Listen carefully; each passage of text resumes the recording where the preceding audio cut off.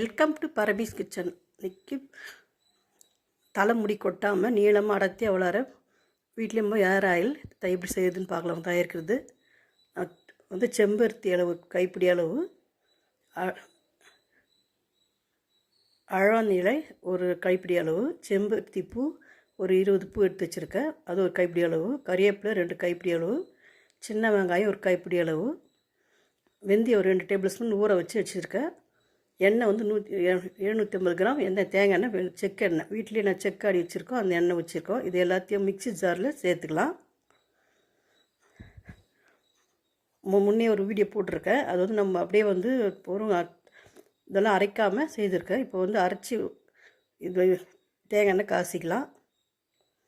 எல்லாத்தையும் மிக்சி ஜாரில் சேர்த்துக்கலாம்.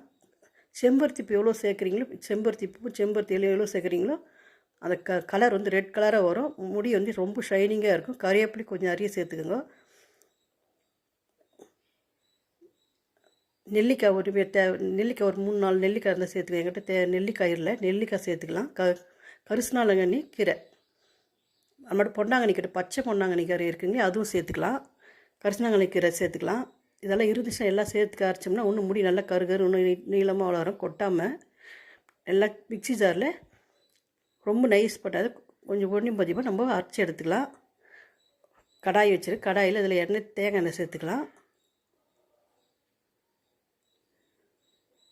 தேங்காய் எண்ணெய் ஊற்றி கொஞ்சம் லேசாக சூடு ஏறினவுடனே இந்த வருங்க பேஸ்ட் மாதிரி அரைக்காமல் சும்மா லேசாக குறப்பாக அரைச்சி எடுத்துக்கணும்னா அரைச்சி எடுத்துக்கிட்டு தேங்காய் எண்ணெயில் சூடு ஏறினவுடனே போட்டுக்கலாங்க. நெல்லிக்காய் வந்து சேர்த்துக்கலாம். மஞ்சள் கசனாங்கண்ணி கீரை, பச்சை பொன்னாங்கண்ணி கீரை, கருஞ்சீரகம், இதெல்லாம் கத்தாழை ஜெல், இதெல்லாம் இருந்துச்சுன்னா சேர்த்துக்கோங்க. நீங்களும் என்கிட்ட இது இல்லாததால் இது வரையிலும் சேர்த்துருக்கேன். பறிச்சு இதெல்லாம் எடுத்து இந்த தேங்காய் எண்ணெயில் சேர்த்துக்கலாம்.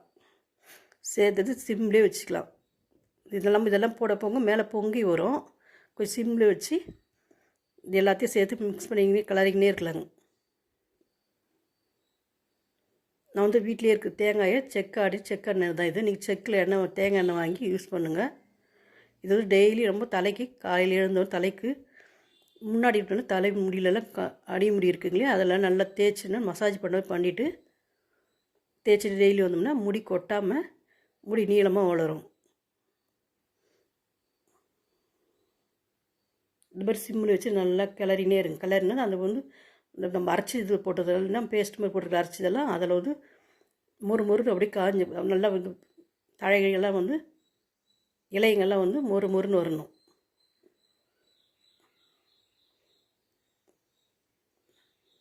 வெந்தயத்தை நம்ம எப்போ காலையில் செய்ய போகிறோம், நைட்டே 2 டேபிள் ஸ்பூன் வெந்தயத்தை ஊற வச்சுடுங்க. ஊற வச்சு கழுவிட்டு தண்ணியெல்லாம் இருக்காமல் வடி கட்டிட்டு இதில் சேர்த்துக்கணும். இது மாதிரி வச்சு நம்ம கலரினே இருந்தோம்னா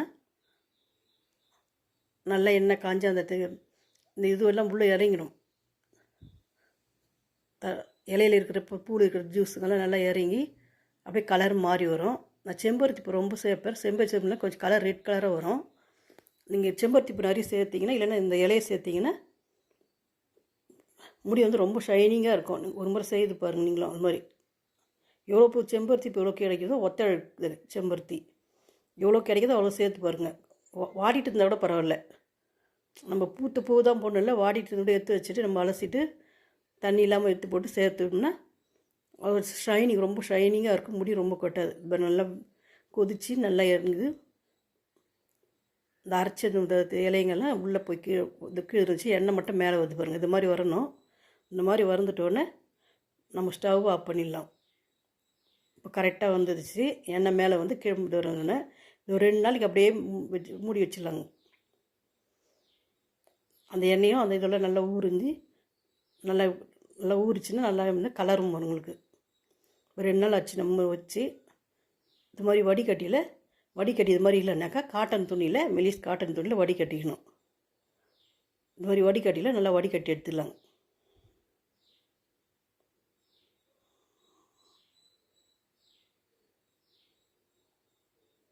இந்த வடிகட்டிட்டு நம்ம வடிகட்டுறோங்க இல்லையா, அதை வந்து வேஸ்ட் பண்ணாமல் நம்ம தலை குளிக்கிறப்போ தலை மொத்தம் அந்த இலைங்கெல்லாம் அரைச்சி நல்லா வேஸ்ட் ஆகாத தலை குளிக்கிறதுக்கு முன்னாடி நல்லா 1/2 மணி நேரத்துக்கு முன்னாடி ஊற வச்சு தேய்ச்சி ஊற வச்சுட்டு குளித்தோம்னா முடிக்கும் நல்லா ஷைனிங் வரும், முடியெல்லாம் கொட்டாது. இது மாதிரி அந்த வேஸ்ட் பண்ணாத மாதிரி செய்து பாருங்கள். இது மாதிரி எல்லாத்தையும் வடிகட்டியாச்சு. இது வந்து நம்ம தலை குளிக்க சொல்ல யூஸ் பண்ணிக்கலாம். இதை அப்படியே எடுத்து வச்சு ஒரு பாக்ஸில் போட்டு வச்சுட்டு யூஸ் பண்ணிக்கலாம். இது ஒன்று ஒரு பாட்டிலில் மாற்றிக்கிறேங்க.